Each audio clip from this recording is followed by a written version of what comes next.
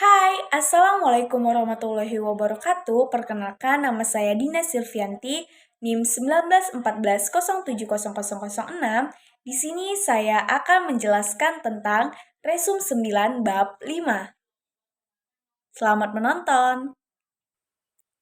Yang 1. Menjelaskan pengertian kesimpulan, fungsi, dan cara penyusunan kesimpulan dengan contoh berbagai jenis penelitian. Kesimpulan penelitian adalah pernyataan singkat tentang hasil analisis deskriptif dan pembahasan tentang hasil pengetesan hipotesis yang telah dilakukan di bab sebelumnya. Kesimpulan berisi jawaban atau pertanyaan yang diajukan pada bagian rumusan masalah. Tujuan atau fungsi penulisan kesimpulan adalah untuk memberikan kesempatan dan informasi kepada para pembaca guna mengetahui secara cepat tentang apa hasil akhir yang diperoleh dari penelitian yang telah dilakukan. 1. Cara penyusunan kesimpulan. Baca kembali tugas yang diberikan, pastikan semua bagian sudah Anda kerjakan sehingga bisa dicantumkan di dalam kesimpulan. Kedua, telusuri kembali bagian pendahuluan laporan Anda. Kedua, membuat kerangka kesimpulan. Baca kembali tugas yang diberikan, pastikan semua bagian sudah Anda kerjakan sehingga bisa dicantumkan di dalam kesimpulan. Telusuri kembali bagian pendahuluan laporan Anda. Gunakan metode Retun. Contoh, berdasarkan data pada tahun 2015 dari Badan Penanggulangan Kenakalan Remaja, menunjukkan setiap tahun tingkat kenakalan remaja semakin hari semakin meningkat.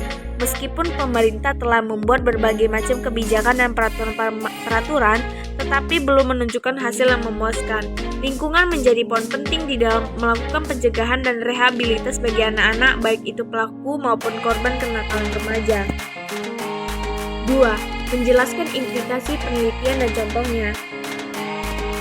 Penggunaan kata implikasi biasanya umum digunakan dalam sebuah bahasa penelitian, maka dari itu masih sedikit kajian yang membahas tentang arti dari kata implikasi. Namun jika mendengar istilah implikasi, hal pertama yang terpikir pada umumnya adalah sebuah akibat atau sesuatu hal yang memiliki dampak secara langsung. Contoh implikasi teoritis. Berdasarkan hasil penelitian, ternyata pembelajaran matematika dengan metode Numbered Kids Together lebih baik daripada pembelajaran matematika dengan metode konvensional. Melihat nilai rata-rata pembelajaran dengan metode Numbered Kids Together lebih baik daripada dengan metode konvensional. Siswa dengan kecerdasan intrapersonal tinggi memiliki prestasi belajar yang lebih baik daripada siswa dengan kecerdasan intrapersonal sedang maupun rendah. Hal ini disebabkan karena metode Numbered Kids Together memiliki kelebihan menjamin keterlibatan total semua siswa. 3. Menjelaskan pengertian dan fungsi saran penelitian beserta contohnya.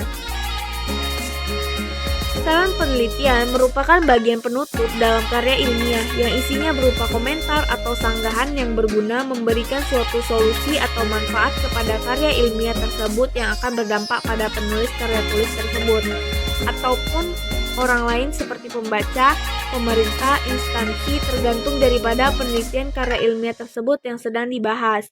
Fungsi saran penelitian untuk memberi solusi mengenai permasalahan yang ada, agar pembaca dapat menganalisa kekurangan yang ada dalam karya ilmiah, bisa memberi sanggahan atau komentar yang memberikan masukan yang baik kepada pemerintah, instalasi, dan sebagainya.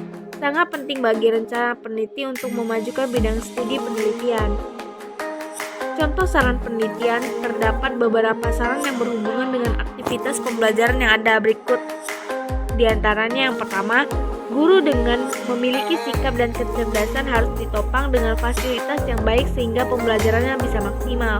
Kedua, untuk pengadaan fasilitas pendidikan ini bisa membuat manajemen dan daya saing sekolah menjadi lebih maksimal, maka fasilitas pendidikan ini